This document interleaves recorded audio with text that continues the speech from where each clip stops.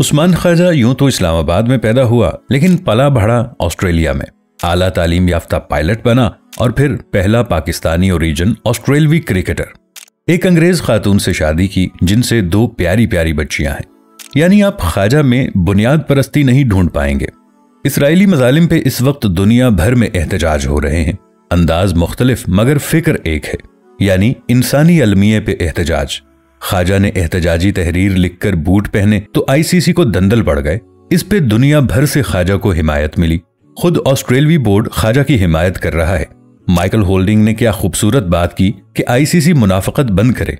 अगर black life matter के लिए घंटों बैठने या हमजिन्स परस्ती के लिए विकेट बेल्स का रंग बदलने से आईसीसी का कोड मुतासिर नहीं होता, तो उस्मान ख्वाजा के गजा पे एहतजाज से भी नहीं होता।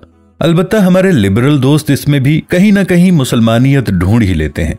एक मोहतरम दोस्त ने ख्वाजा का मजाक उड़ाया कि उसकी हरकतों की वजह से आइंदा ऑस्ट्रेलवी कोई पाकिस्तानी मुसलमान नहीं लेंगे।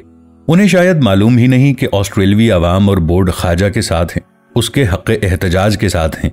उमूमन मैं उलझने या लंबी बहस करने से गुरेज करता हूँ, मगर एक एग्नोस्टिक फिरका परस्त दोस्त कह रहे थे कि मोमिनों से तो मुतालबा है कि एहतजाज 4 दीवारी में करो और ख्वाजा खुली ग्राउंड में करे।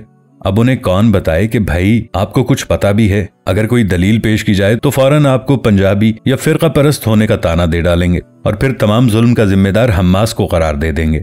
इस दोस्त को ये एहसास दिलाने की कोशिश की कि आप फिक्री बददियानती के मुर्तकिब हो रहे हैं, जर्मनी जापान को मिलाकर, इसराइली बयानिया अपनाकर और इसे फिरका परस्ती की बदबूदार बहस में घसीट कर। हमारी बदकिस्मती है कि हमारा लिबरल भी फकत मुल्ला ही होता है। फलस्तीन का इशू मजहब या किसी फिरके की सियासी तहरीकों से बहुत बाला है। खुदारा समझने की कोशिश करें, ये एक इंसानी अलमिया है जिस पर हर जगह हर साहिब दिल एहतजाज कर रहा है। एहतजाज तो होते ही कोड ऑफ कंडक्ट की खिलाफ वर्जी करके हैं। सैयदना इमाम हुसैन रदी अल्लाह अन्हु ने जुल्म के खिलाफ एहतजाज ही तो किया था।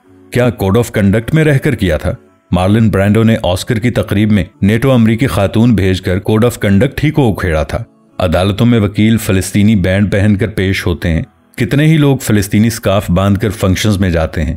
मेरे दफ्तर की कई ईसाई कोलीग्स भी यही कुछ कर रही हैं, क्योंकि इसराइली मजालिम के खिलाफ हम कम से कम दर्जे पे एहतजाज तो कर सकते हैं, भले इसके लिए कोड ऑफ कंडक्ट की धज्जियां उड़ानी पड़े। करबला में 1400 साल पहले 72 लोगों पर जुल्म हुआ था। हम मुसलमान उस एहतजाज की याद तो मनाते हैं, लेकिन फिर ऐसी फिक्री बददियानती का मुजाहिरा करते हैं तो दिल टूट जाता है। मगर याद रखना चाहिए, बुत तो होते ही टूटने के लिए हैं।